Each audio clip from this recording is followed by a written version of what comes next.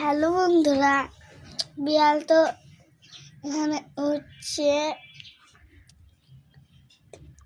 শিকার ধরার জন্য না মা, উপরে যে শিকার থাকে না, ওই মশা টাশা মশাকে ধরতে পারে, কিন্তু মশাকে খায় না, শুধু খেলাখেলি করে।